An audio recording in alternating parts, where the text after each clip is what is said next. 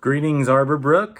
I'm sending you this video at the end of week number 6 and the beginning of week number 7, primarily because week number 6 was a tough one for us here at Arborbrook. It was the first time that we've had a spread of COVID on campus, and there was some disappointments all around.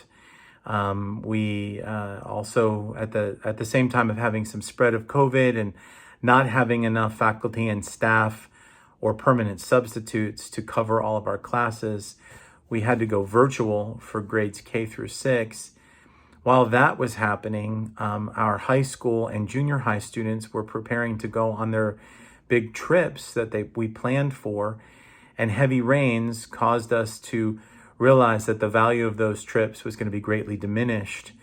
And the camps that they were going to asked us to not come. So we decided to reschedule those trips. And so there's a lot of disappointment from this past week. And we recognize that as parents who are home, you're working, and you're also trying to do virtual school, it is not ideal. It's not fun. And there's a lot of pressure and there's a lot of strain and challenge for you as a parent having to do that. We recognize that. We also recognize that it's part of what we have to do these days to just really to protect our community. You know, if we have COVID cases, we are going to call quarantines, and that's just a sad reality of the day in which we live. I don't want us to lose heart, and I don't want us to throw the baby out with the bathwater, but I do want to encourage your heart this week with just a few words and a few thoughts as we move into week number 7. So I'd like you to really consider 3 things. We recognize that it's been a great challenge for you as a parent. I also want you to recognize it's a great challenge for us as a school. Nobody here gets paid extra to have to deal with COVID cases. It's part of the job. We do it with love. We do it with joy because we love your children. We love your family. We love our community. It's a very special place, and no one is complaining, but it is hard. It is not easy. And so if we can just take a few measured steps to try to protect and love one another in our community, maybe, just maybe, we can avoid things that like just happened in week number 6. And this is not coming from a place of an indictment or judging anyone or me being frustrated. That's not true. That's not the case. But I am mindful that I want to be in school. I want your kids to be in school. I know you want your kids in school, and that's what we all signed up for. I love going to work. I love seeing your kids. So if we can just put into place a few practical things, I think we might just find that we can be a little more successful at making that happen. So first thing I want to ask you to do is really practical. I've written it in the newsletter a couple times, but it's one that I think needs reiterating as we move into cold and flu season. And that's this. If your child is sick, if there's sickness in your home, please do not send your children to school. I know that there's an attendance policy, and perhaps you're worried that your child is going to fall behind. I vow to you, I promise you, Arborbrook will stand with you. We will be flexible with the attendance policy. You do not have anything to worry about with that regard. Bringing your kids to school when maybe they don't feel well and you're unknown about what is happening, if you're unsure whether you might have a COVID case, and today, who really knows? I would just ask that you keep them home until you're sure that it's not a situation where we would cause a quarantine.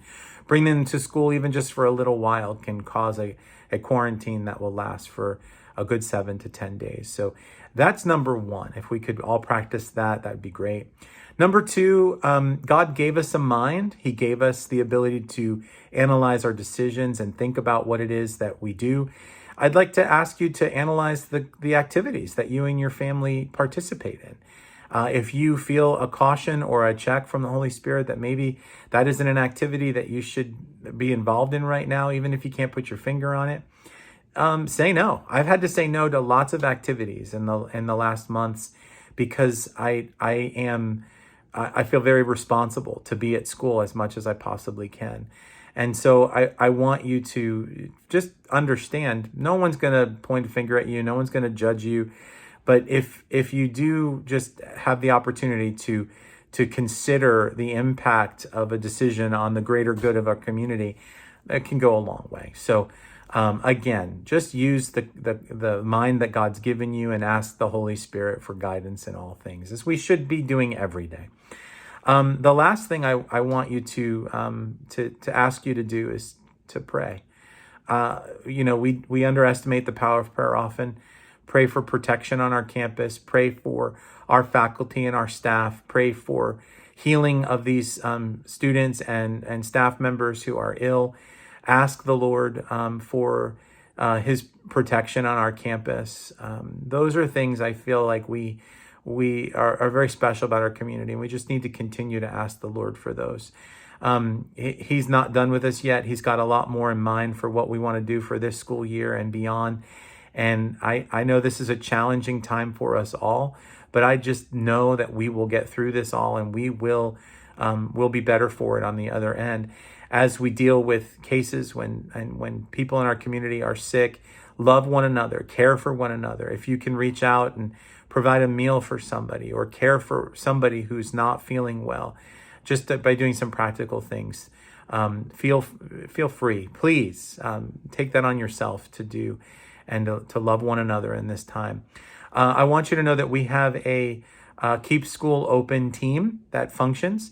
It has board members and some parents and staff on that. And that team meets regularly to talk about, just guidance for cases, and also looking at numbers in our local community. And the conversation's always going on about, are there other precautions that we need to take to help help protect our community? And so I want you to know that is always on our mind. We're always evaluating it.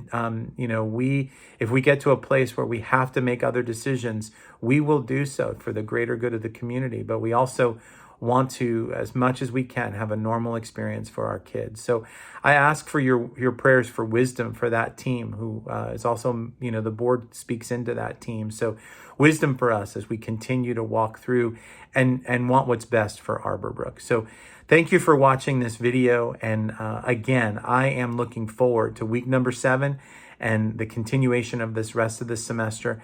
God bless you, and God bless Arborbrook as we continue to just do what he wants for our school.